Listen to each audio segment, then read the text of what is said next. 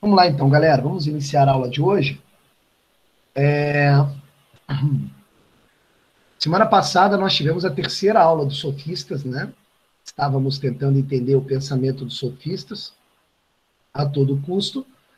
E faltou um pedacinho para falar ainda dos sofistas, que foi a questão do ceticismo, trazido por Gorgias. Eu não sei se vocês se recordam, mas na aula passada nós defendemos aqui a tese de que a base do pensamento dos sofistas foi formada pelos grandes pensadores Protágoras e Gorgias, né? E aí nós vimos a contribuição do Protágoras na aula passada, quando o Protágoras nos afirmou que o homem é a medida de todas as coisas, dizendo que toda verdade é relativa, e que três homens, observando o mesmo objeto, podem chegar, através de grandes argumentações, a verdades diferentes, né? Então, o Protágoras ele defendia a tese de que qualquer argumento pode ser defendido, inclusive um argumento que aparentemente é fraco, né? E se todo argumento pode ser defendido, isso significa dizer que só existem verdades relativas, né? Vai depender ali do ponto de vista do ouvinte, para ver qual discurso que ele vai acreditar. Mas o Protágoras ele partiu do princípio de que toda verdade é relativa e que as verdades absolutas não existem. Não existem. Ou seja, não existe uma medida própria dos objetos. Quem dá a medida para os objetos é cada ser humano. Portanto, cada ser humano cria, constrói a sua verdade mediante argumentos sobre aquele objeto, né? Então, a conclusão que nós chegamos com o pensamento de Protágoras é que tudo é relativo. É que tudo é relativo, né? Faltou falar do Gorgias, né? Eu coloquei como título da aula Sócrates, né? Sócrates 1, mas eu não sei nem se vai dar tempo da gente entrar em Sócrates. Porque agora que eu lembrei, faltou ainda o Gorgias, né? O Gorgias, ele vai trazer um ceticismo para dentro do pensamento dos sofistas. Então, além de você ter o relativismo lá do Protágoras, você vai ter também o ceticismo, né, do Gorgias, né?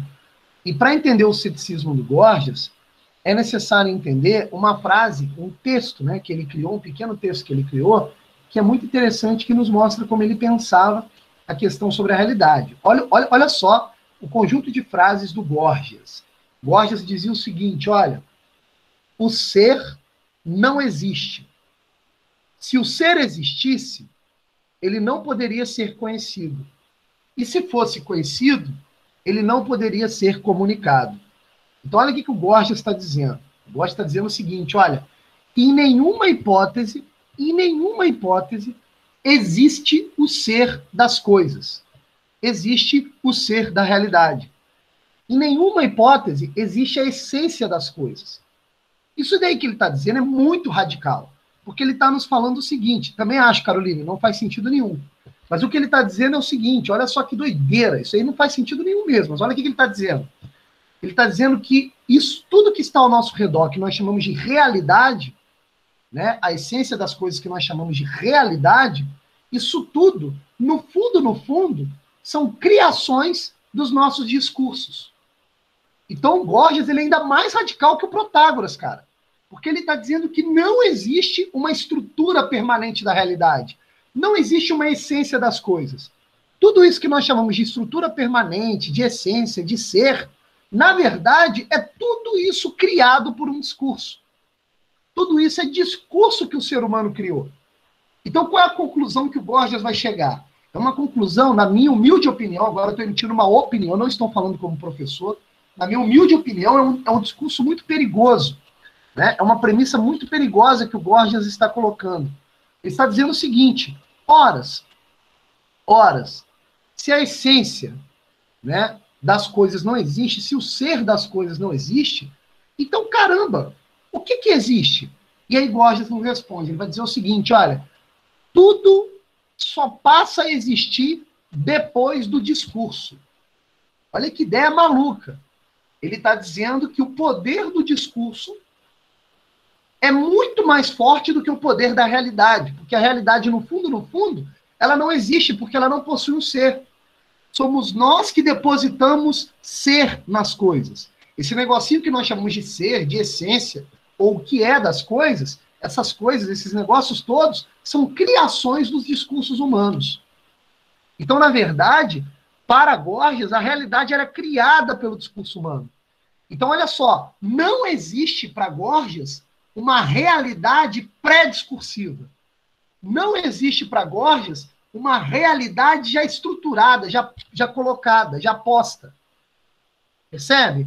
Tudo isso que nós chamamos de estrutura da realidade, na verdade, é uma criação do ser humano. É uma criação do ser humano, que o ser humano vai criando com seus argumentos e com seus discursos. Percebe a questão? Então, olha só, isso daqui não é uma xícara porque nós percebemos como xícara. Não, não. Isso daqui é uma xícara porque alguém criou, e criou ali um discurso para explicar que isso é xícara. Se eu chego numa tribo indígena, apresento esse objeto, e o índio pega esse objeto, joga na cabeça do outro e diz bela arma, e cria ali um discurso para defender a tese de que isso aqui não é uma xícara, mas é uma arma, isso aqui passa a ser arma. Percebe a questão? Então, o Gorgias ele vai defender a tese de que o discurso produz realidade. É o discurso que produz as coisas. E que não existe uma realidade permanente anterior ao discurso. Não existe uma realidade antes do discurso. Percebe a questão? Nós só olhamos para aquela bola de fogo lá em cima e chamamos de sol, porque nós criamos um discurso para defender essa ideia. E esse sol só passa a existir como sol depois que nós determinamos o que é ele. Então perceba que o Gorgias está colocando o homem no centro de tudo mesmo. É o discurso do homem que vai produzindo a realidade. Não existe uma realidade pré-discursiva. Percebe a questão? Então, para Gorgias, olha que doideira, tudo é criado pelo discurso. Tudo é criado pela fala. Percebe a questão? Para Gorgias, o discurso tem mais realidade do que a própria realidade. Porque isso que nós chamamos de realidade, no fundo, é determinado pelo discurso dos homens. Pelos discursos que têm mais potência, pelos argumentos mais poderosos. Percebe a questão? Então, o que o Gorgias está fazendo? Ele está inserindo o ceticismo no pensamento dos sofistas. O que é ser cético? Ser cético é não acreditar na verdade. É não acreditar que exista uma verdade por trás das coisas. É acreditar que tudo é criado pelo discurso, que tudo é criado pelo argumento, que tudo, no fundo, é argumento. Então, qualquer tese que eu leia é meramente uma tese. Não há correspondência com a realidade. Aí eu passo a olhar a realidade através daquela tese, através daquele discurso.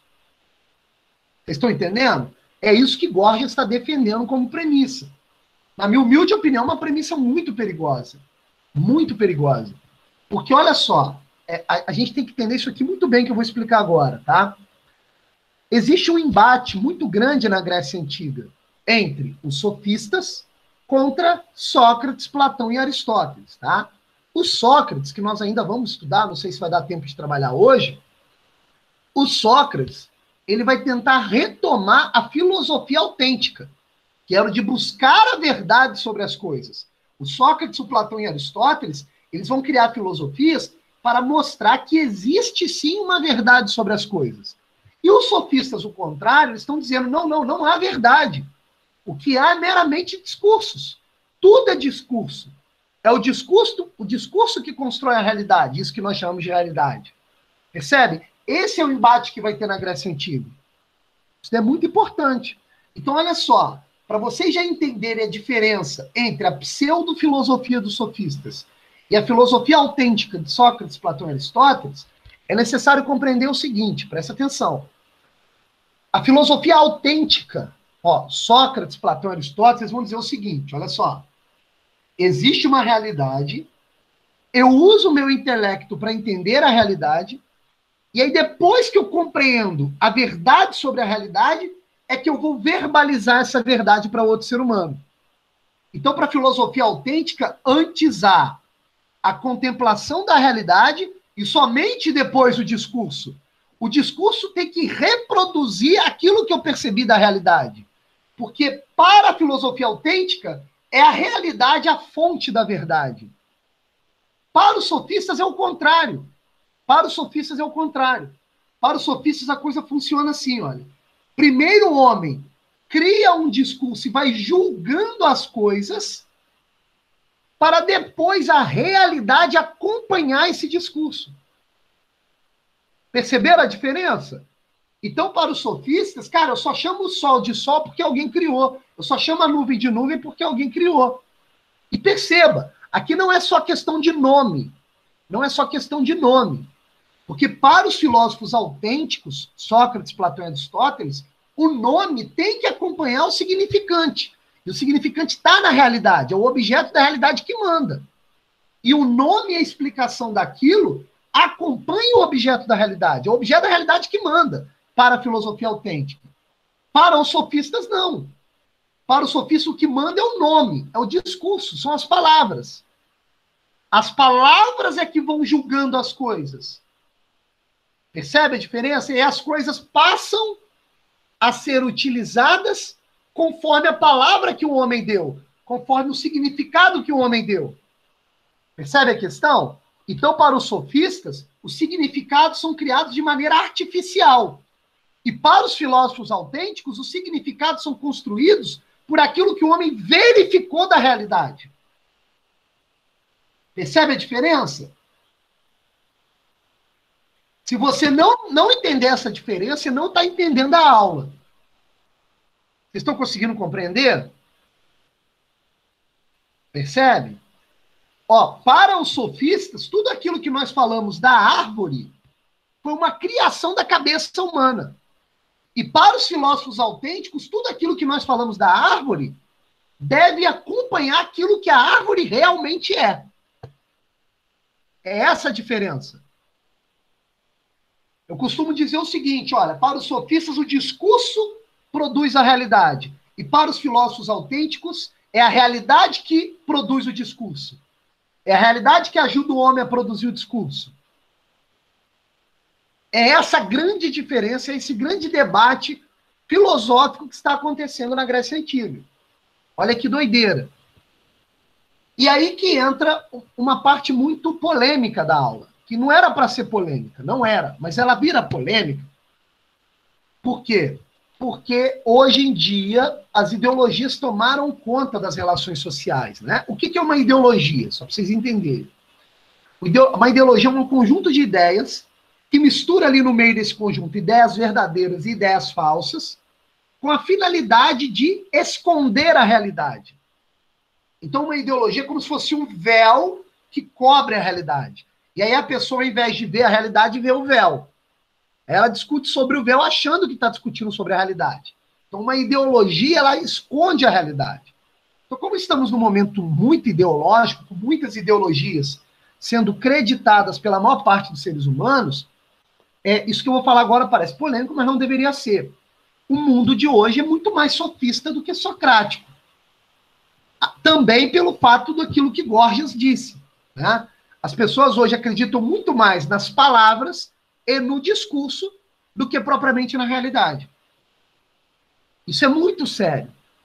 E as pessoas entraram nisso tanto, mas tanto, que elas realmente acreditam no poder mágico da palavra.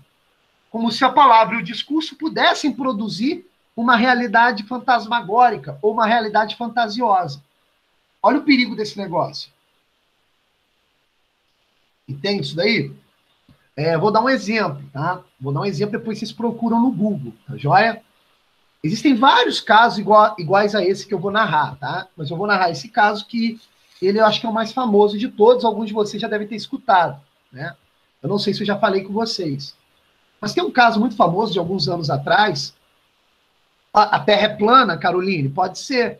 Eu só não vou falar que porque eu nunca estudei o formato da Terra.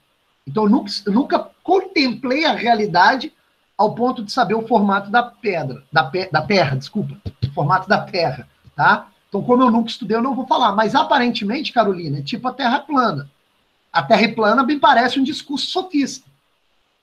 Me parece que os caras acreditam de tanto que eles repetem para eles mesmos.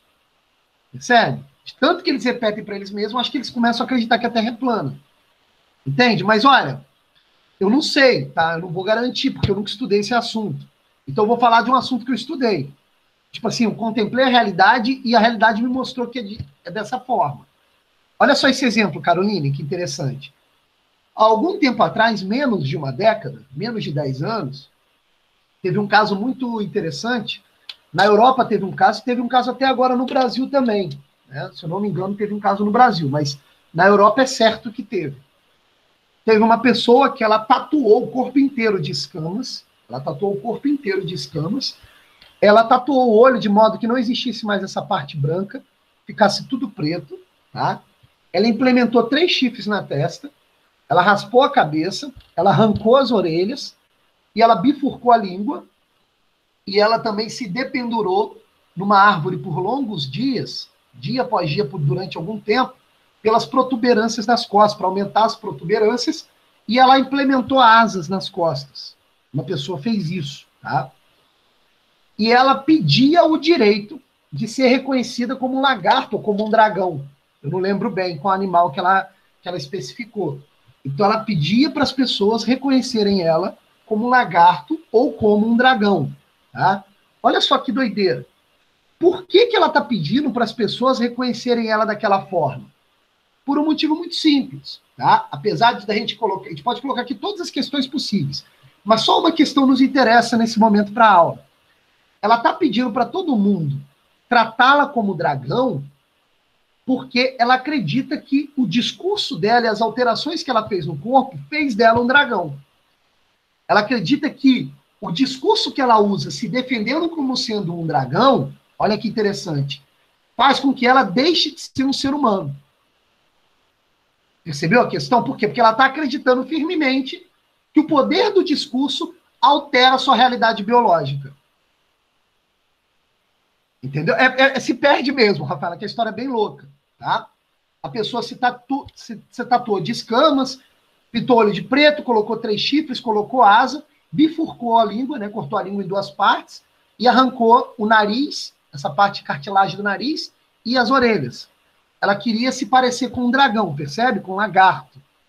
E aí ela pediu o direito no Estado, ou seja, na justiça, de ser reconhecida como dragão e não mais ser reconhecida como ser humano. Para uma pessoa pedir isso, ela acredita que o discurso dela tem força para ser reconhecida dessa forma. Aí vem a pergunta da Rafaela, e foi? Aí que vem a loucura maior ainda, foi reconhecida como dragão. Olha só que louco. A justiça deu o direito para ela ser reconhecida como dragão. Né? A Helena pergunta, e qual seria o mal disso? A questão não é ser mal ou bem. A questão é o seguinte, que agora todas as pessoas ao redor dela vão olhar para ela e não vão reconhecê-la como ser humano. Percebe a questão? Vão ter de reconhecê-la como dragão. Em outras palavras, vão ter de negar a realidade biológica dela em nome do discurso que ela diz ser. Esse que é o grande lance. Percebe a questão? A questão não é problema, Caroline. Ó, cuidado. A questão é que agora as pessoas ao redor vão ter de negar, inclusive ela mesma, negar a realidade biológica dela para fingir que ela é um dragão. A questão é, ela é um dragão ou um ser humano? Entende a questão? A realidade diz o quê? Ela é um ser humano ou um dragão? Não tem nada de reprimir, Carolina. Não é essa a questão. Nem é essa a questão. A questão é outra. A gente não vai trazer aqui para o cunho moral, não. A questão é outra, é muito mais embaixo. Eu só quero saber dos sofistas. Ó. O discurso dela, sou um dragão, é um discurso que está adaptado à realidade ou não? É essa que é a questão. É essa que é a questão. É óbvio e moral que todo mundo tem que respeitar ela. Isso é o mínimo do respeito humano. Isso não entra em questão aqui. A questão é, eu estou falando que eu sou um dragão. Isso faz de mim um dragão ou eu sou um ser humano? Percebe a questão? Para Gorgias, o grande sofista, não há problema nenhum nisso. Por quê? Porque o discurso é que constrói a realidade. A realidade não está colocada. Não existe uma realidade biológica para Gorgias. Toda a realidade é discursiva. Então não há uma realidade pré-discursiva. Entende? Para um sofista autêntico como Sócrates, Platão e Aristóteles, ele vai dizer, cara, olha, isso daí, a pessoa está mentindo, ela não é um dragão. Ela é um ser humano. Ela é um ser humano.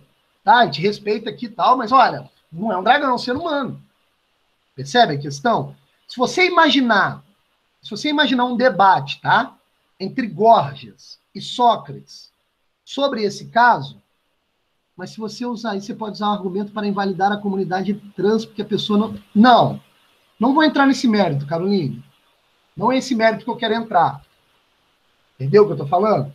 A pessoa pode tatuar escama no corpo. E ela pode falar, vou viver como um dragão. Pode. A questão não é essa. Eu não quero entrar no cunho moral. Não é essa a questão. A aula aqui não é sobre gênero, percebe? A aula aqui é sobre discurso e realidade. Não é esse o mérito da questão. A questão, não é sexual. Percebe o negócio? A questão não está voltada à questão do desejo. Qual o papel de gênero que eu vou exercer segundo o meu desejo? Não é essa. Entendeu? Sei lá. Não sei se relaciona. Eu não meditei sobre a questão. Eu não vou entrar nesse mérito. Entende? Qual argumento? Meu? Não estou usando meu argumento. Estou dando aos sofistas, tá? Não é essa a questão, percebe? Porque, olha só, se você imaginar um debate entre Górgias e Sócrates sobre esse caso, né, possivelmente o Sócrates argumentaria o seguinte, possivelmente, estou aqui fazendo uma ilação, uma hipótese, tá? Possivelmente Sócrates falaria o seguinte, mas vem cá, até o momento dessa pessoa se tornar dragão, ela quis entrar na justiça como um ser humano. Ou dragões entram também na justiça? Percebe a questão? Esse é o debate. Então, para não desmerecer a comunidade trans, a pessoa virou um dragão? Então, esse é o debate, José Carlos. Mas a questão não é trans. Eu não estou falando de desejo sexual. Eu não estou falando de papel social exercido pelo gênero. Não é essa a questão. Pô, achei que não ia entrar em polêmica e entrei. Ai, Deus. Mas vamos lá, vamos voltar, vamos concentrar aqui, galera. Vamos concentrar aqui. Então, olha só. Existem duas formas, então, de ver a realidade na Grécia, tá? A forma sofista e a forma de Sócrates, Platão e Aristóteles. A forma dos sofistas... Pois é.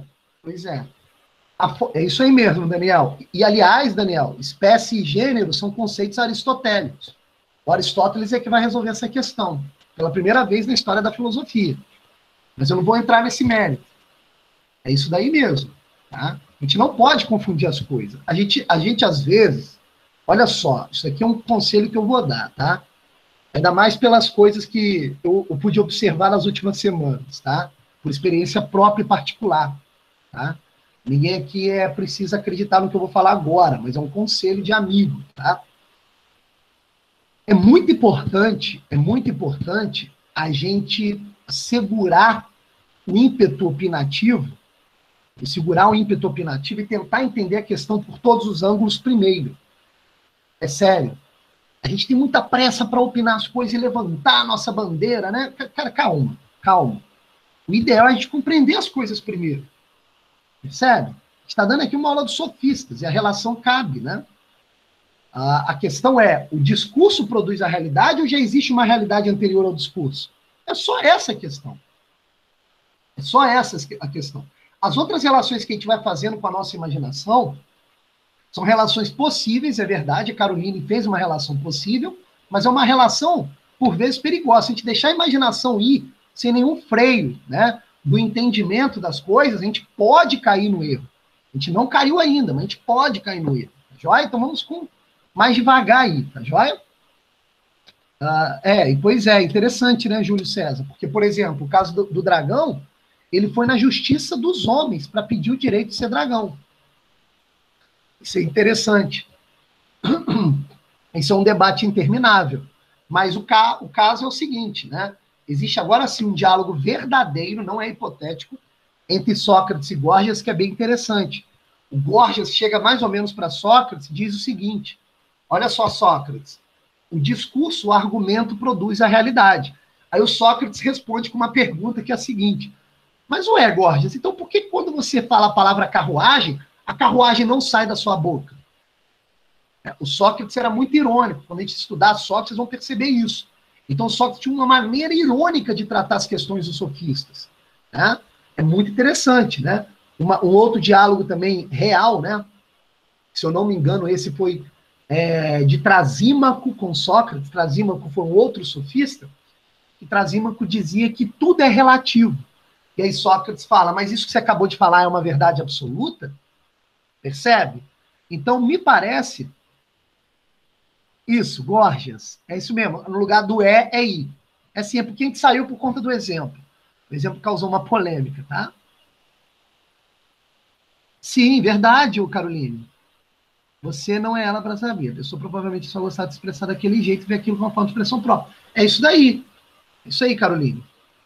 É isso daí. Só que olha só, Caroline, a questão, você percebe, a questão não é nem essa, do desejo da pessoa ser dragão. A questão aqui é se ela é realmente dragão ou não. Essa que é a questão, que você matou na primeira frase que você colocou. Eu não disse que a pessoa virou um dragão, então a gente concorda. Né? A pessoa não virou um dragão. É essa a questão. Tá?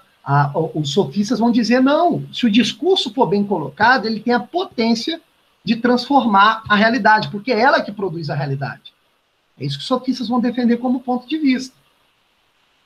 Você viu a questão? Eu não estou entrando aqui no quesito gênero, tá?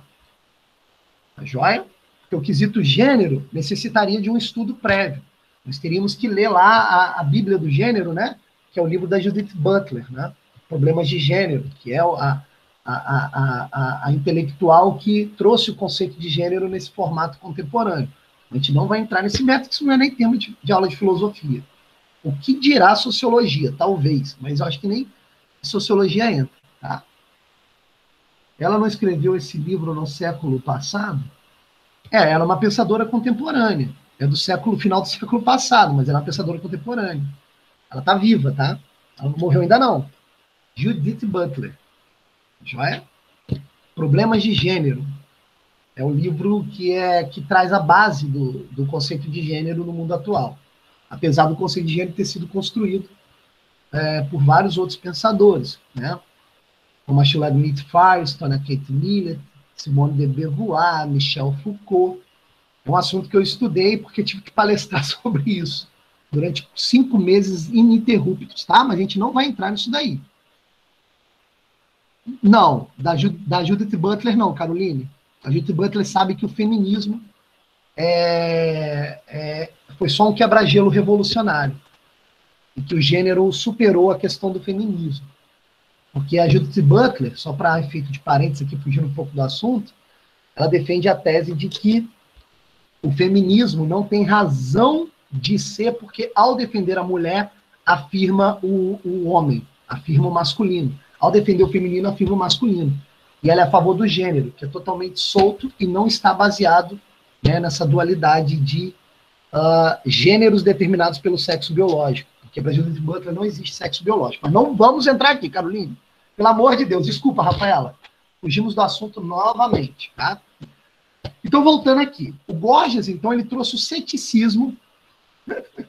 O Gorgias trouxe o ceticismo para o pensamento dos sofistas, tá joia? Então, o ceticismo vai dizer que a verdade não existe de forma alguma e que a realidade... Ah, sim, leia sim, vale a pena. Então, galera, o Gorgias, ele defendia a tese que o discurso produz a realidade, tá? Nesse meio do caminho, o que vai acontecer? Preste atenção nisso daqui. Os sofistas vão fazer muito sucesso em Atenas, tá? E eles vão ser chamados de sofistas, ou seja, de sábios, já que a palavra sofista vem da palavra sophos, que significa sabedoria. Então, os sofistas dominavam o debate público. Qualquer conselho, qualquer dúvida que você tivesse de cunho intelectual, que resolviam os sofistas. Então, os sofistas, eles deturparam o que era a filosofia autêntica e passaram a dar muito mais valor ao discurso. Nesse meio tempo, surge Sócrates. Presta atenção aqui que a gente já está fazendo uma introdução, né, a Sócrates. Prestem muita atenção aqui agora. Nesse meio tempo, surge Sócrates. O que esse Sócrates vai fazer? Ele vai perceber que os sofistas dominaram o debate público e como Sócrates teve contato com alguns pré-socráticos e ele descobriu a filosofia autêntica, e Sócrates era um camarada bem diferente, bem especial nesse sentido, Sócrates decidiu, então, retomar a filosofia autêntica. Só que para retomar a filosofia autêntica, o trabalho vai ser árduo. Não vai ser mole o negócio. Por quê? Porque as ruas de Atenas estão cheias de sofistas. Ou seja, os jovens, eles estão seguindo os sofistas. É da opinião corriqueira em Atenas que o discurso tem mais valor do que a própria realidade. Então, Sócrates vai enfrentar uma barreira muito grande para tentar retomar, de algum modo, a filosofia autêntica. Então, a primeira pergunta que o Sócrates tem que nos responder é o seguinte: o que ocasionou essa derrapada da filosofia ao ponto da filosofia autêntica morrer e surgir no lugar esse pensamento sofista? Essa é a primeira pergunta. O que aconteceu, caramba? Pô, os sofistas vinham tão bem explicando a realidade, grandes gênios, grandes filósofos autênticos, e de repente agora vem uma galera, né, na posição de sábios, né, o pessoal na posição de sábio, defendendo a tese de que a verdade não existe. Caramba, a filosofia decaiu muito, virou essa pseudo-filosofia que a gente vê nas ruas de Atenas. E aí Sócrates faz um diagnóstico. Olha que interessante. Sócrates percebe o seguinte: caramba, eu entendi. O que aconteceu é que faltou retidão moral aos sofistas. Em algum momento, eles mentiram para eles mesmos, para eles continuarem colhendo os louros do papel social que eles exerciam. Para eles fundamentarem esse papo furado de que a realidade não existe nenhuma realidade pré-discursiva, e só existe o discurso, e que a verdade não existe, para eles acreditarem nisso, em algum momento, eles tiveram que mentir para eles mesmos. E, cara, mentir para si mesmo já é um erro moral. Já há uma má fé aí. Percebe a questão? Ó, já há aí um engodo, uma mentirinha. Já há, no pensamento dos sofistas, um ato imoral. Percebe? Já é uma malícia aí. Já tem uma malícia. E qual foi a conclusão, então, que Sócrates chegou? Sócrates percebeu o seguinte: agora eu entendi. Os pré-socráticos, que eram filósofos autênticos que visavam descobrir a verdade da natureza, a verdade da realidade, eles buscavam a verdade, mas, ao mesmo tempo, treinavam neles mesmos uma conduta moral. Treinamento esse que não houve com os sofistas. Porque os pré-socráticos em nenhum momento se preocuparam em criar uma teoria para explicar como o homem deve agir moralmente. E aí os sofistas não aprenderam, cara. E aí, em nome do poder social, do poder político e do poder financeiro, preferiram mentir. Falharam moralmente. E aí Sócrates pensou consigo mesmo o seguinte: matei a charada. É necessário construir uma filosofia que nos avise o seguinte: não basta buscar a verdade sobre a realidade, mas é necessário também cultivar uma conduta moral, uma conduta voltada para o bem, para a justiça, para aquilo que é certo, para aquilo que é justo. Então, preste atenção no que eu vou dizer já na introdução à filosofia de Sócrates. Preste atenção. O projeto de Sócrates, o projeto filosófico socrático, tem como finalidade básica juntar duas coisas, vincular duas coisas. Vincular a busca pela verdade e a conduta moral. A conduta moral, a busca pelo bem, a busca pela justiça. Então, olha só, a partir de Sócrates, meu amigo, para você ser filósofo, ficou muito mais difícil. Porque não basta você fingir que está buscando a verdade. É necessário também você ter uma conduta moral modelo. Você também vai ter que ser modelo moral para a sociedade. Professor, eu me perdi aqui em uma parte, eu perdi um pouquinho antes de você falar sobre, tipo, o que os Sócrates estava fazendo que era imoral. Entendeu? Os sofistas, os sofistas. Os sofistas, Socráticos não. O que eles estavam fazendo de imoral é o seguinte: eles estavam negando a realidade. E eles estavam acreditando apenas na potência do discurso. Só que a grande questão é, o que eles queriam quando eles discursavam e argumentavam? Eles queriam convencer os outros. Inclusive, negar a própria realidade para convencer os outros. Só que quando você convence os outros, isso pelo prisma de Sócrates, Sócrates olhando para os sofistas. Quando você convence os outros de alguma coisa, não se preocupando com a realidade, no fundo, você está fazendo o quê? Você está enganando. E enganar é um ato imoral. Você percebeu o negócio? Porque, olha só, os sofistas, eles acreditavam que qualquer discurso pode convencer, desde que ele seja potente. Convencer de qualquer coisa. Por quê? Porque a realidade não existe. Quem cria a realidade é o próprio discurso. As coisas são aquilo que nós queremos que elas sejam. Isso que os sofistas acreditavam. Para Sócrates, isso é a mesma coisa que enganar. Isso é a mesma coisa que enganar. Porque os sofistas estão pedindo o seguinte, assim, no português bem claro. Acreditem no que eu estou falando. Não acreditem no que vocês estão vendo. Acreditem no que eu estou falando. Isso para Sócrates tem a finalidade de enganar, de esconder a realidade. Portanto, há um ato imoral aí. Percebeu a jogada? Então Sócrates percebeu o seguinte, caramba, a raiz de todo o problema dos sofistas está no fato de que eles queriam enganar. Eles não estavam procurando o bem. Eles não estavam procurando o justo. Porque para eles os valores morais são relativos.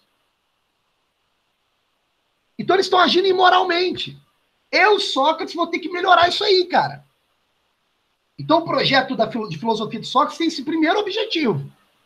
Vincular a busca pela verdade com a conduta moral, ou seja, com a busca pelo bem e pela justiça. Uma coisa não dá para viver sem a outra, segundo Sócrates. Os pré-socráticos tinham uma retidão moral, buscavam bem a justiça e buscavam a verdade. Por isso produziram uma filosofia autêntica. O problema dos pré-socráticos é que eles não construíram uma filosofia para nos explicar como ter retidão moral. Eu, Sócrates, vou tentar construir uma filosofia para explicar isso. Você entendeu o negócio?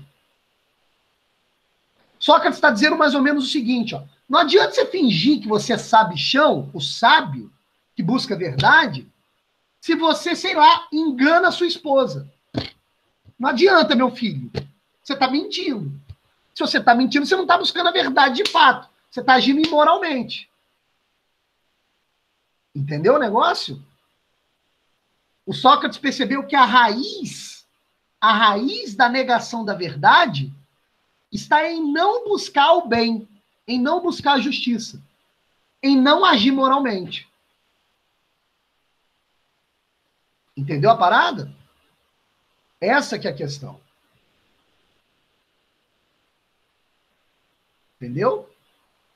Diga, Rafaela, pode falar. Irônico?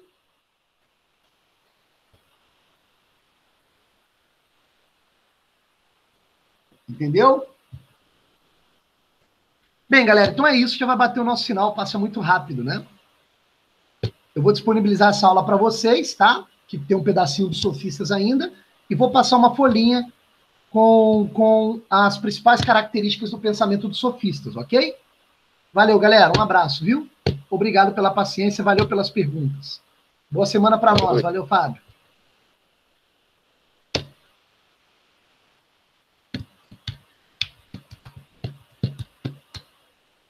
Valeu.